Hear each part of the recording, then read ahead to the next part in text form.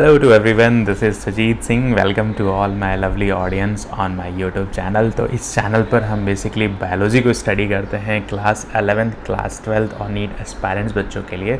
तो बच्चे आप मेरे चैनल को सब्सक्राइब कीजिए, बेल आइकन को हिट कीजिए ताकि सारी नोटिफिकेशन आपको टाइम टू टाइम मिले। ठीक है, तो अभी ये जो सीरीज़ चल रही है बच्चे वो डाइजेशन एंड एब्जॉर्प्शन की सीरीज़ चल रही है और इस सीरीज़ का ये 6th पार्ट है। और इस सीरीज़ के अंदर हमने बहुत सारे इम्पॉर्टेंट कॉन्सेप्ट्स को बहुत इजी मैनर में अंडरस्टैंड किया है। साथ में मुझे आप इंस्टाग्राम पर भी फॉलो कर सकते हैं, यहाँ से भी आपको बहुत इम्पॉर्टेंट डायग्राम्स मिलेंगे जो आपके पढ़े हुए कॉन्सेप्ट्स को रिकॉल करने में बहुत बहुत हेल्प करेंगे। साथ में अगर आप मेरे से कनेक्ट होना चाहते हैं, अपनी प्रॉब्लम मेरे से साथ शेयर करना चाहते हैं किसी भी टॉपिक से रिलेटेड, अगर वो टॉपिक क्लास 11th का है, क्लास 12th का है, नीट का है, तो आप मेरे को व्हाट्सअप कर सकते हैं बच्चे। और इस नंबर पर आप सिंपली करना क्या है कि आपको सिर्फ अपना नाम, अपना क्लास और अपना सिटी का नाम मुझे सिर्फ टेक्स्ट करना है। मैं पर्टिकुलर उस रिस्पेक्टिव व्हाट्सएप ग्रुप में आपको ऐड ऑन कर लूँगा और वहाँ से भी आपको टाइम टू टाइम बहुत सारी इन्फॉर्मेशन मिलती रहेंगी। तो चलो बच्चे अब स्टार्ट करते हैं। आज का जो टॉपिक है वो हम स्टार्ट करते हैं। तो बेसिकली अगर हम इन चीज़ों को थोड़ा सा डिटेल्स मैनर में देखें, जो टॉपिक है बच्चे वो है बेसिकली यहाँ पर डाइजेशन ऑफ फूड। ठीक है, तो चलिए स्टार्ट करते हैं आज का टॉपिक। और जो टॉपिक है डाइजेशन ऑफ फूड। अब देखो, जो भी आप खाना खाते हो ना बच्चे, वो खाना जो है ना, यहाँ पर 2 इम्पॉर्टेंट प्रोसेस चलती हैं बच्चे, उनकी हेल्प से ही ये क्या होती हैं, कंप्लीट होती हैं। अब वो प्रोसेस कौन कौन सी है बच्चे, तो आप जानते हो बच्चे कि एक है क्या, मैकेनिकल प्रोसेस, और दूसरी है क्या बच्चे, केमिकल प्रोसेस। अब देखो, मैकेनिकल प्रोसेस में ना आप टीथ की इंपॉर्टेंस को अंडरस्टैंड करते हो, टंग की इंपॉर्टेंस को अंडरस्टैंड करते हो, और स्मॉल इंटेस्टाइन, लार्ज इंटेस्टाइन और जितनी भी आपकी डाइजेस्टिव सिस्टम में मसल्स हैं ना, वो आपके फूड को डाइजेस्ट करने में हेल्प करती है। ठीक है, और जितने भी, अगर आप पेनक्रियाटिक जूस की बात करो, इंटेस्टाइनल जूस की बात करो, स्टमक में अगर आप HCl की बात करो, जो भी गैस्ट्रिक ग्लैंड है ना बच्चे, वहाँ से जितने केमिकल सिक्रीट हो रहे हैं जो फूड को डाइजेस्ट करने में हेल्प कर रहे हैं, वो आप बात करोगे केमिकल प्रोसेस। तो डाइजेशन ऑफ फूड में यही 2 इम्पॉर्टेंट प्रोसेस है बच्चे जो बहुत इम्पॉर्टेंट फंक्शन परफॉर्म करते हैं आपके फूड मटेरियल को डाइजेस्ट करने में। ठीक है, अब अगर मैं यहाँ पर बोलूँ कि डाइजेशन ऑफ फूड में हमने मैकेनिकल प्रोसेस और हमने केमिकल प्रोसेस को देखा, और इसको हमने बहुत डिटेल्स में प्रीवियस लेक्चर्स में अंडरस्टैंड किया। तो देखो बच्चे, यहाँ पर अगर आप बात करते हो बक्कल कैविटी, अब देखो बक्कल कैविटी के अंदर कौन कौन सी प्रोसेस चलती हैं, तो बक्कल कैविटी के 2 मोस्ट इंपॉर्टेंट फंक्शन हैं, 2 मोस्ट इंपॉर्टेंट फंक्शन है। अब वो फंक्शन कौन कौन से हैं बच्चे, तो एक तो फंक्शन है बच्चे मैस्टिकेशन ऑफ फूड। ठीक है, तो आप बस बोल सकते हैं मैस्टिकेशन ऑफ फूड। इसमें आप क्या करते हो कि जो आप खाना खाते हो बच्चे, उसको आप च्यंग करते हो, उसको आप चबाते हो। ठीक है, तो आप मैस्टिकेशन ऑफ फूड में क्या कर रहे हो, खाने को अच्छी तरीके से च्यंग कर रहे हो, चबा रहे हो। ठीक है, और दूसरा जो प्रोसेस है आप इसको बोलते हो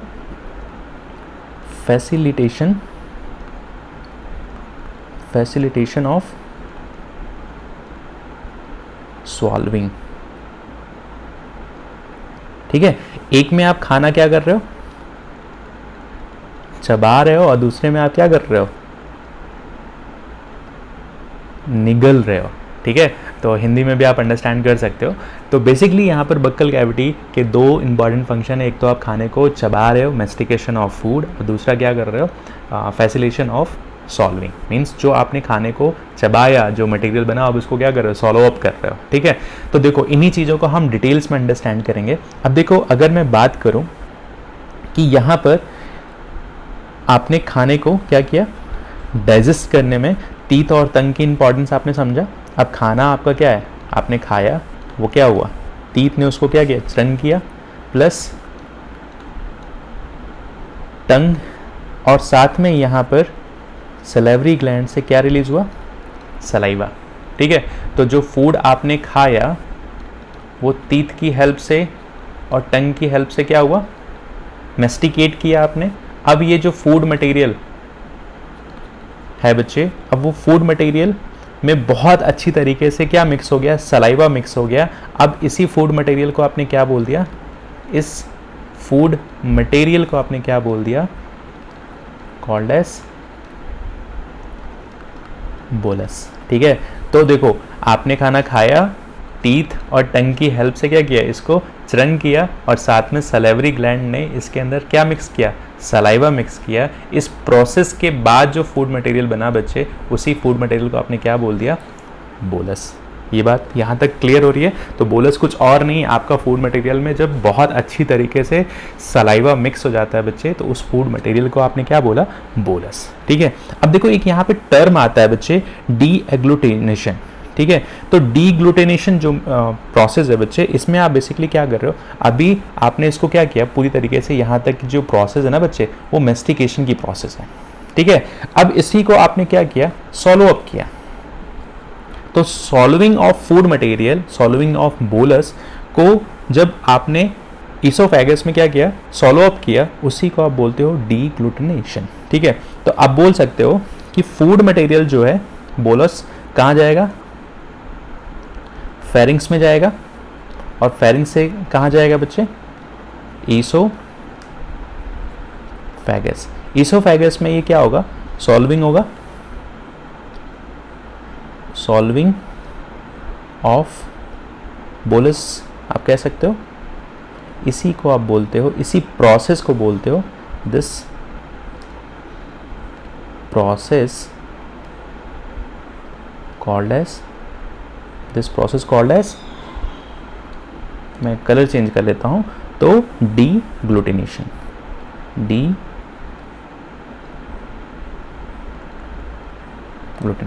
बात क्लियर है। अब देखो बेसिकली अगर मैं बात करूं तो यहां पर बहुत सारे मस्कुलर कॉन्ट्रैक्शन होते हैं ईसोफेगस के अंदर, बहुत सारे क्या होते हैं, कॉन्ट्रैक्शन होते हैं। तो ईसोफेगस को अगर मैं थोड़ा हाईलाइट करूं बच्चे, ईसोफेगस के अंदर बहुत सारे क्या होते हैं, मस्कुलर कॉन्ट्रैक्शन होते हैं। ठीक है, तो यहीं पर क्या हो रहा है कि बहुत सारे मस्कुलर कॉन्ट्रैक्शन होते हैं। तो successive wave of muscular contraction को आप क्या बोल देते हो, this contraction called as peristalsis. Peristalsis, ठीक है, तो पेरिस्टाल्सिस कुछ और नहीं बच्चे, ये एक तरह का रिदमिक वेव है। ये आप कह सकते हो कि जो आपके मसल्स के अंदर एक रिदमिक वेव जनरेट होती है, इसी को आप क्या बोलते हो, पेरिस्टाल्सिस मूवमेंट। ठीक है, तो अगर मैं बोलूं कि पेरिस्टाल्सिस को थोड़ा सा डिफाइन कर दूं, तो rhythmic wave of contraction, rhythmic wave of contraction and relaxation. ठीक है, तो बेसिकली पेरिस्टाल्सिस मूवमेंट जो होता है बच्चे, इसमें क्या हो रहा है, आप इसको अगर अंडरस्टैंड करो तो पेरिस्टाल्सिस जो मूवमेंट है वो एक तरह का मस्कुलर में, मसल्स में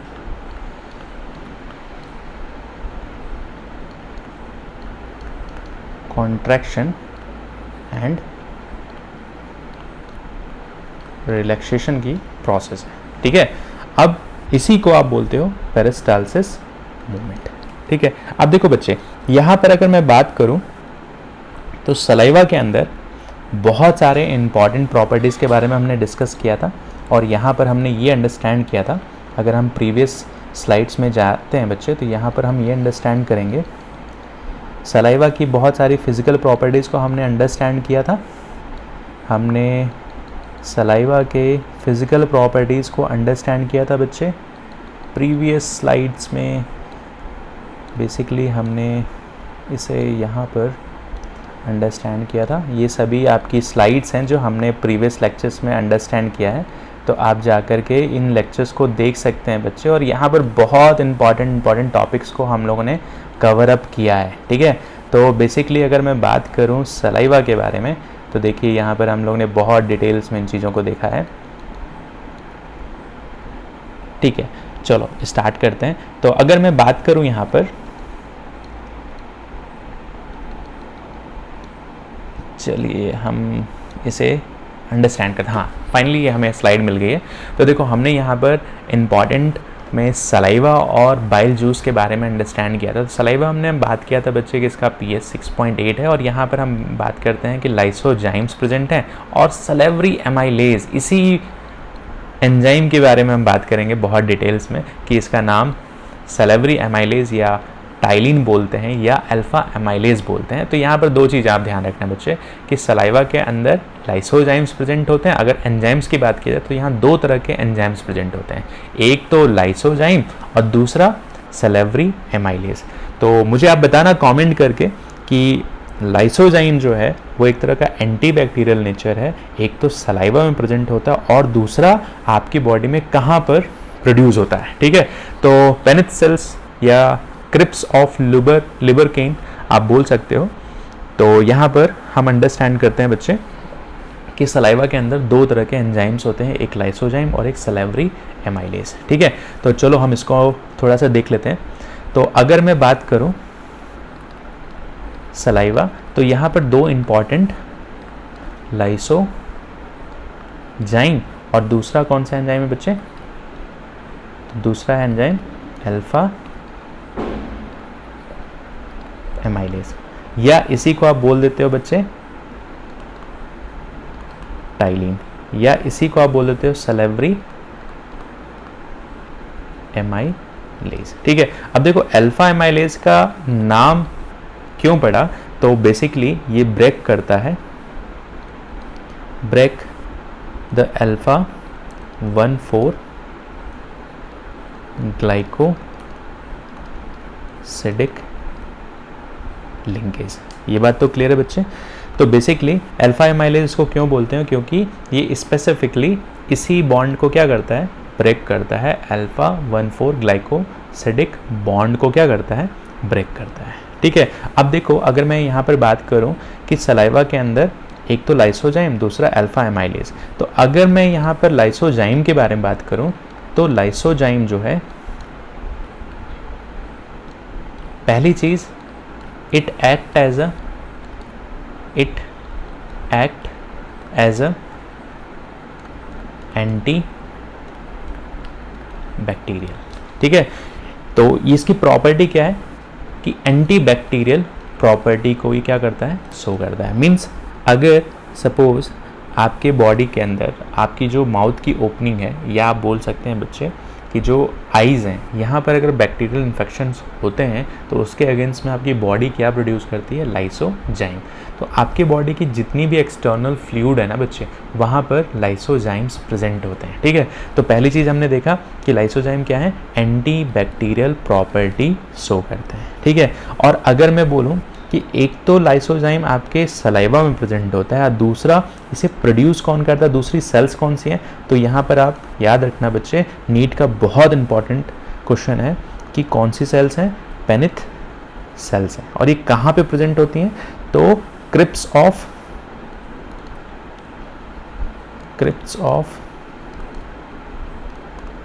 लिबर, ठीक है। तो ये नीट के लिए बहुत इंपॉर्टेंट है, इसको आप ध्यान रखना कि लाइसोजाइम एक तो आपके सलाइवा में प्रेजेंट होते हैं और दूसरा आपके कौन सी सेल्स होती हैं, तो पेनिथ सेल्स होती हैं, और ये कहाँ प्रेजेंट होती हैं, क्रिप्स ऑफ लिबर की, ठीक है। अब अगर मैं बात करूँ तो बेसिकली हमने यहाँ पर अंडरस्टैंड किया कि सलेवरी एमाइलेज जो है ना बच्चे, सलेवरी एमाइलेज जो है वो आपके स्टार्च के अंदर जो अल्फा 1,4 ग्लाइकोसिडिक लिंकेज है उसको ब्रेक करता है। तो स्टार्च एक तरह का क्या है बच्चे, तो स्टार्च एक तरह का पॉलीसैकेराइड है। ये सलेवरी एमाइलेज जो है एक स्पेसिफिक पीएच पर काम करता है, और ये ऑप्टिमम जो पीएच है वो क्या है, 6.8, और ये किस में कन्वर्ट करता है, माल्टोज। माल्टोज एक तरह का क्या है बच्चे, डाई सैकेराइड है, ये बात तो सभी को क्लियर है।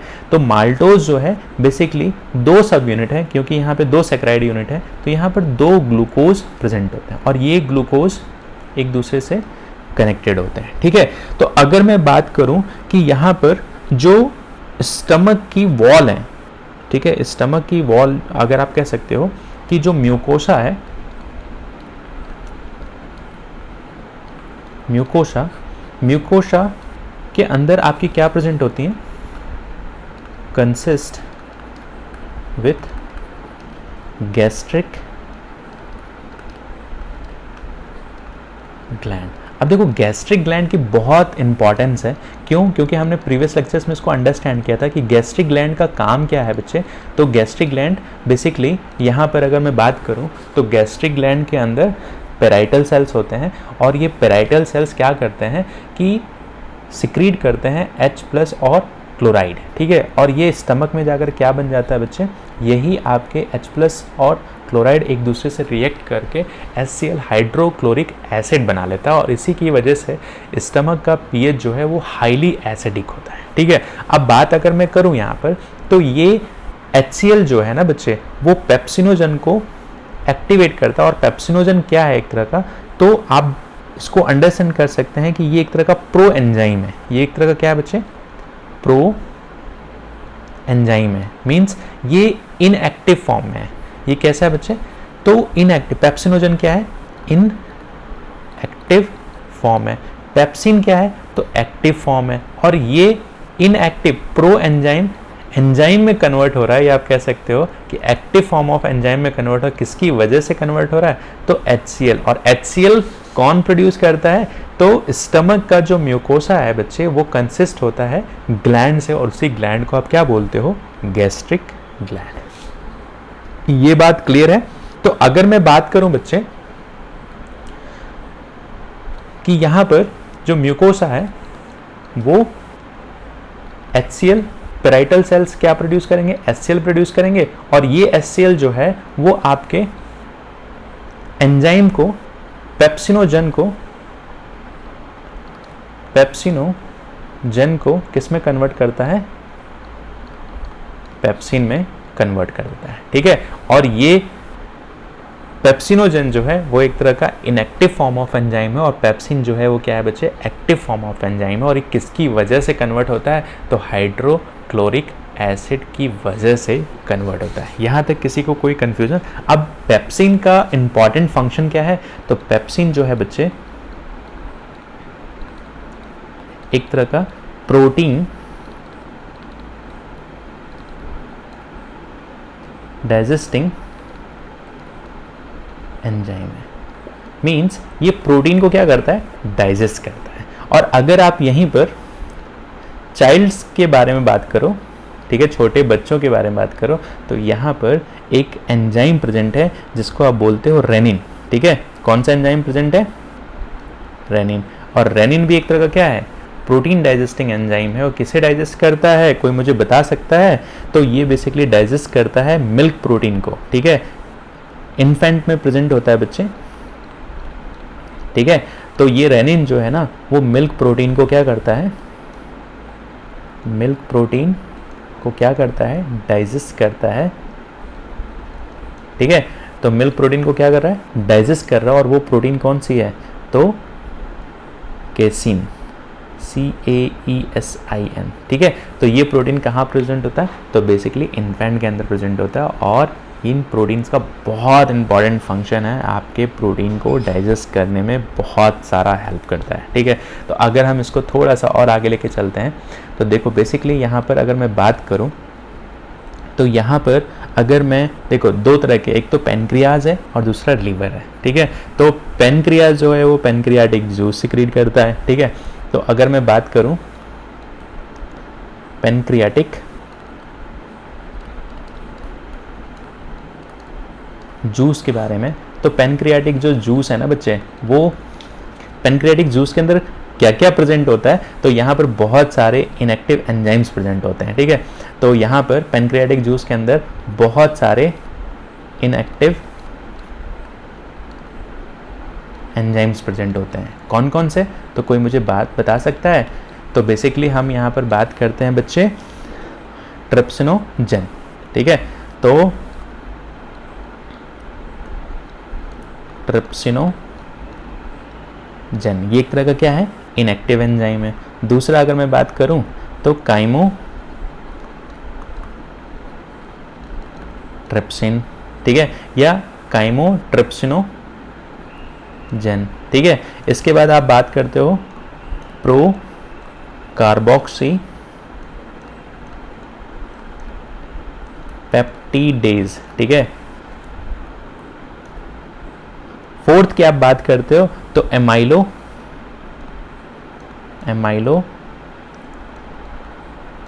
पेप्सिन, ठीक है। यही आगे चल करके क्या बनता है, तो पेनक्रियाटिक, इसी को क्या बोलते हो, तो पेनक्रियाटिक एमाइलेज बोलते हो, ठीक है। तो अगर मैं बात करूं यहाँ पर तो अगला है बच्चे स्टेप्सिन,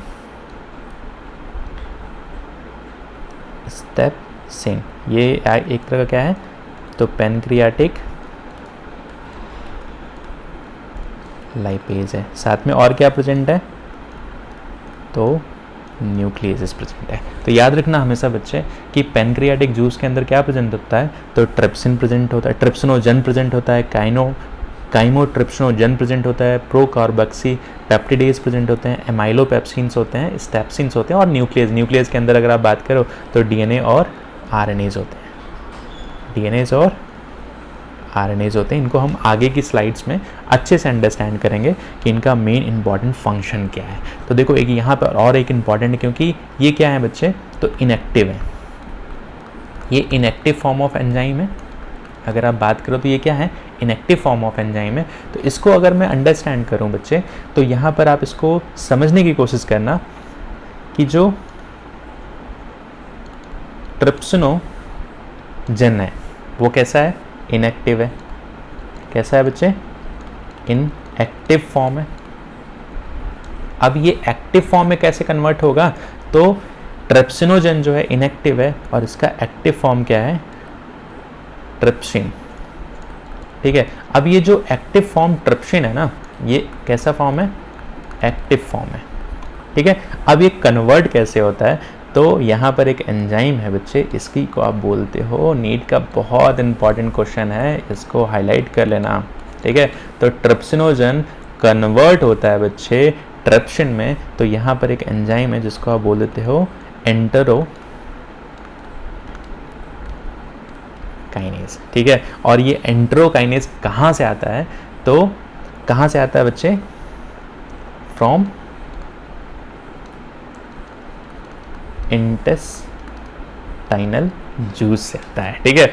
और ये जो ट्रिप्सिनोजन का कन्वर्जन हो रहा है in the presence of enterokinase, तो यहाँ पर जो ऑप्टिमम पीएच है ना बच्चे, वो ऑप्टिमम पीएच है 7.4।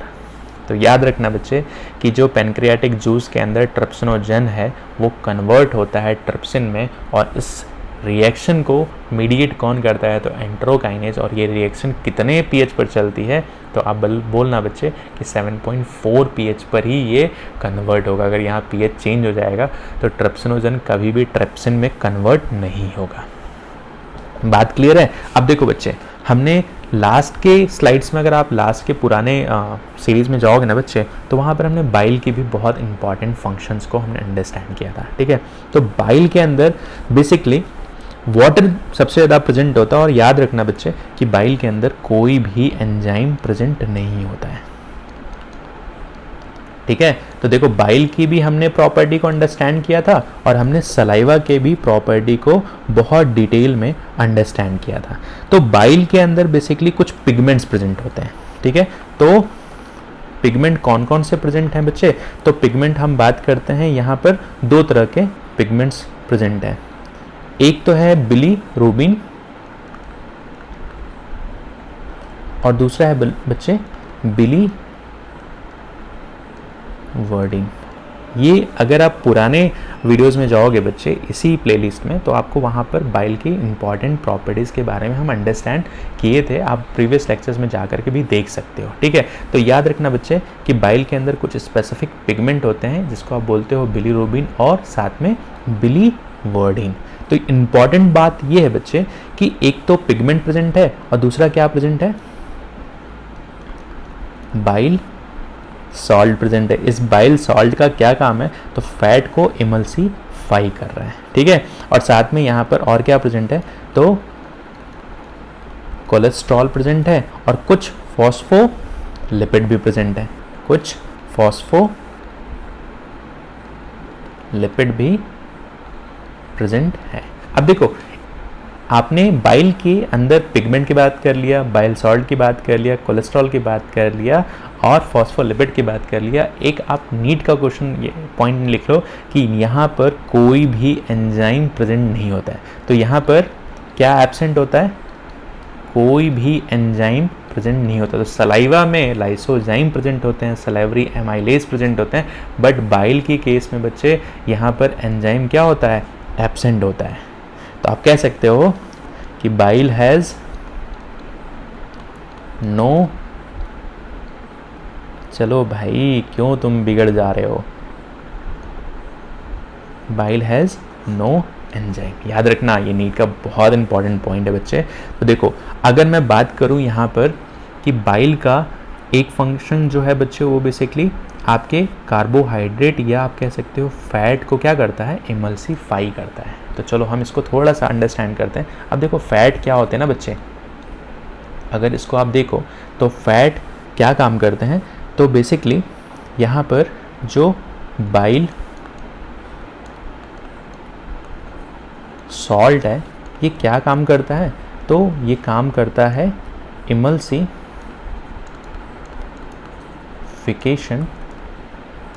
ऑफ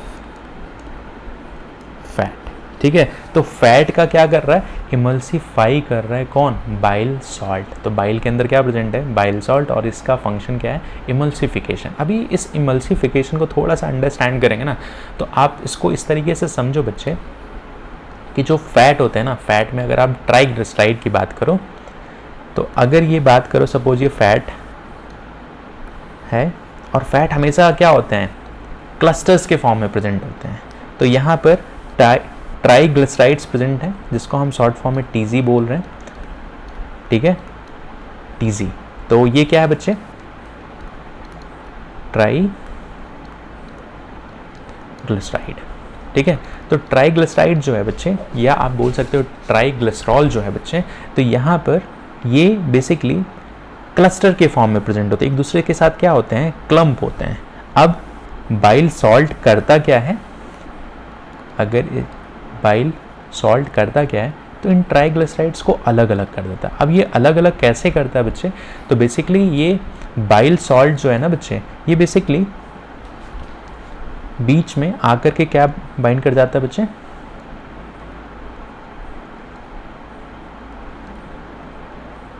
ये आप इसको थोड़ा सा और बेटर वे में बना सकते हैं बच्चे। तो बाइल सॉल्ट क्या करता है, तो बाइल सॉल्ट बेसिकली इन्हीं ट्राइग्लिसराइड्स को क्या कर देता है, अलग अलग कर देता है। तो इसको थोड़ा अंडरस्टैंड करने के लिए आप इसको इस तरीके से बोल सकते हो कि ये बाइल सॉल्ट आके इनके बीच में अटैच हो जाता है, ठीक है। तो इनके बीच में जब अटैच हो जाएगा बच्चे, तो बेसिकली ये एक दूसरे से क्लम्प नहीं बना पाएंगे, ठीक है। तो बाइल सॉल्ट एक दूसरे से क्या कर देता है, ये माइसिली का फॉर्मेशन कर देगा। तो अब देखो, बेसिकली जो ये बाइल सॉल्ट है ना, तो बाइल सॉल्ट का जो सर्कल वाला पार्ट है बच्चे, ये बेसिकली पोलर नेचर का होता है। ये कैसा होता है, पोलर नेचर का होता है। ये तो होता है बच्चे क्या, पोलर, लेकिन ये जो थ्रेड लाइक स्ट्रक्चर है ये होता है नॉन पोलर। नॉन पोलर, तो पोलर का मतलब ये होता है बच्चे कि ऐसा जो वाटर के साथ क्या हो जाए, डिसॉल्व हो जाए, या वाटर के साथ सॉल्युबल हो। और non polar, water insoluble, water in soluble. तो अगर मैं बात करूं, यहाँ पर हमने ये बनाया बच्चे, तो ये क्या है, बाइल सॉल्ट, और बाइल सॉल्ट के दो पार्ट हैं। इतने वाले पार्ट को आप बोलते हो बच्चे, इस वाले पार्ट को आप बोलते हो पोलर, इस वाले पार्ट को आप बोलते हो नॉन पोलर। तो पोलर का मतलब वाटर सॉल्युबल, नॉन पोलर का मतलब जो वाटर के अंदर डिसॉल्व नहीं हो। तो आप बोल सकते हो कि ये फैट सॉल्युबल होते हैं, ठीक है, फैट सॉल्युबल, और ये वाटर सॉल्युबल, या अगर आप इसको वाटर के रिस्पेक्ट में देखो तो ये वाटर के में डिज़ोल्व हो जाते हैं, ये वाटर में डिज़ोल्व नहीं हो जाते हैं। तो इसी स्ट्रक्चर को आप क्या बोल देते हो, इसी स्ट्रक्चर को आप बोल देते हो माइसिली। ये जो स्ट्रक्चर है ना बच्चे, कॉल्ड एज माइसिली। बात क्लियर है? यहां तक किसी को कोई कंफ्यूजन?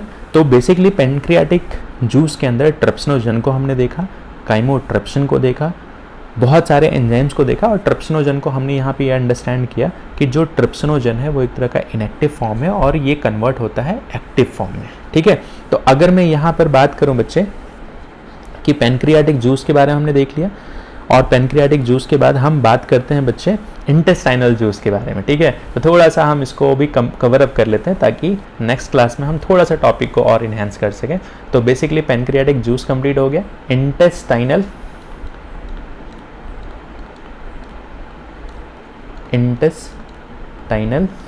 जूस के बारे में अगर हम थोड़ा सा यहाँ पर देखें तो यहाँ पर इंटेस्टाइन में जो है, इंटेस्टाइन से इंटेस्टाइनल जूस प्रोड्यूस होता है, और इस जूस के अंदर क्या प्रेजेंट होता है, तो कंसिस्ट विथ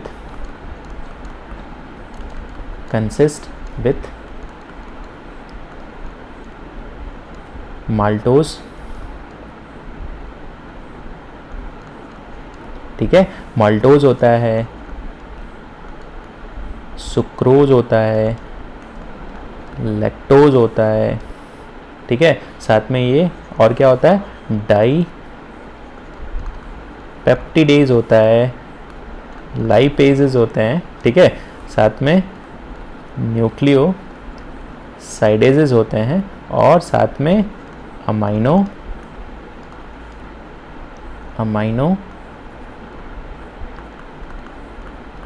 पेप्टिडेज होते हैं। तो इंटेस्टाइन से बच्चे इंटेस्टाइनल जूस प्रोड्यूस होता है, और इस जूस के अंदर बहुत सारे एंजाइम्स होते हैं। ठीक है, तो कौन कौन से होते हैं बच्चे, माल्टोज होता है, सुक्रोज होता है, लैक्टोज होता है, डाईपेप्टिडेज होता है, लाइपेजेस होते हैं, तो न्यूक्लियोसाइडेजेस होते हैं, अमीनो पेप्टिडेज होते हैं, और कुछ और भी एंजाइम्स प्रेजेंट होते हैं। तो बेसिकली अगर मैं बात करूं कि जो पेनक्रियाटिक जूस है और जो इंटेस्टाइनल जूस है, ये आपके रिलीज कहाँ से होते हैं, तो एक बहुत इंपॉर्टेंट लाइन में यहाँ पे लिख देते हैं हम कि ये जो पेनक्रियाटिक एंड इंटेस्टाइनल जो जूस है बच्चे, वो रिलीज कहाँ से होता है। ठीक है, तो ये रिलीज होता है बच्चे, कुछ पेन टैब में प्रॉब्लम आ रहा है, तो ये रिलीज होता है बच्चे बेसिकली हेपेटोपेनक्रियाटिक डक्ट, फ्रॉम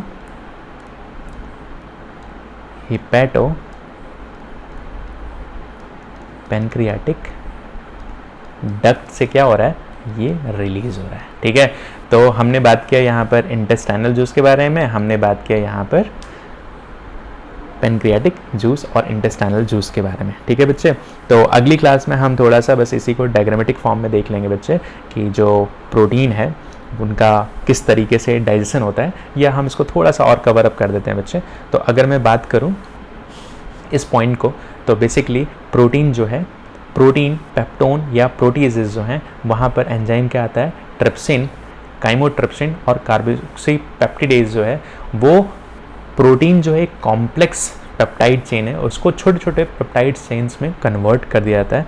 तो बेसिकली ये सारा काम कहाँ चल रहा है, तो ये आपके स्टमक के अंदर चल रहा है बच्चे। तो देखो, हमने यहाँ पर इंटेस्टाइनल जूस के बारे में पढ़ा, और हमने यहाँ पर पेनक्रियाटिक जूस के बारे में पढ़ा। तो पेनक्रियाटिक जूस के अंदर ट्रिप्सिनोजेंस प्रेजेंट थे ना बच्चे, जो ट्रिप्सिन में कन्वर्ट हो रहे थे, और वही ट्रिप्सिन यहाँ पर आगे क्या कर रहे हैं, एक्ट कर रहे हैं। काइमोट्रिप्सिनोजन जो है वो काइमोट्रिप्सिन में कन्वर्ट हो रहे थे, और जो प्रो कार्बोक्सी पेप्टिडेज थे फाइनली कन्वर्ट हुए एक्टिव फॉर्म में कार्बोक्सी पेप्टिडेज, और ये फाइनली क्या कर रहे हैं, प्रोटीन को डाइजेस्ट करने में हेल्प कर रहे हैं। ठीक है, तो डाईपेप्टाइड में कन्वर्ट कर दिया। अगर मैं बात करूं कि carbohydrate in the chyme of hydrolysed by pancreatic amylase, तो हमने इसको अंडरस्टैंड किया था ना बच्चे, इसी पेनक्रियाटिक एमाइलेज को हम क्या बोल रहे थे, पी टाइलिन, या हम बोल देते थे बच्चे सेलेवरी एमाइलेज, या हम बोल देते थे अल्फा एमाइलेज। तो इनका काम क्या था कि ये बेसिकली पॉलीसेक्राइड जो एक तरह का क्या है स्टार्च है, इसको डाइसेक्राइड्स में कन्वर्ट कर रहे थे। तो यहाँ पर एमाइलेज जो है इसको आप कंप्लीट बोलो अल्फा एमाइलेज, और ये स्पेसिफिकली ब्रेक करता है अल्फा 1,4 ग्लाइकोसिडिक लिंकेज को ब्रेक करता है। अब देखो बच्चे, फैट जो है ना वो fat are broken down by the lipases, ठीक है। तो लाइपेजेस का मेनली काम क्या है, फैट को ब्रेक करना, ठीक है। और fat are broken down by lipases with the help of bile. तो हमने यहाँ पर अंडरस्टैंड किया था कि बाइल के अंदर क्या है प्रेजेंट है, बाइल सॉल्ट्स प्रेजेंट है जो बेसिकली फैट को क्या कर रहे हैं, इमल्सिफाई कर रहे हैं, ठीक है। तो यहाँ पर जो फैट का ब्रेकडाउन हो रहा है वो डाई या मोनोग्लिसराइड्स में कन्वर्ट हो रहा है। हमने वहाँ पर एग्जांपल देखा था बच्चे कि जो ट्राइग्लिसराइड्स है ना वो एक दूसरे के साथ क्लम्ब बनाते हैं, और वो क्लम्ब को कौन इमल्सिफाई कर रहा है, तो बाइल सॉल्ट कर रहा है। तो फैट बेसिकली लाइपेजेस जो है फैट डाइसेक्राइड्स में कन्वर्ट होगा, और फर्दर ये ब्रेक होकर के मोनोसेक्राइड्स में कन्वर्ट हो जाएंगे, ठीक है।